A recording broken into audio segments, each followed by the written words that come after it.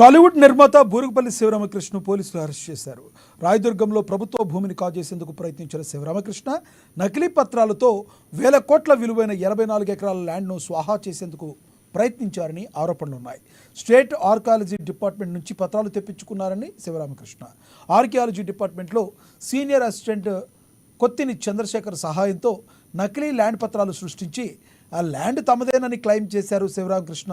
దీంతో బిల్డర్ మారుగోని లింగం గౌడ్ సహాయంతో ల్యాండ్లో పాగా వేశారు ఆయన.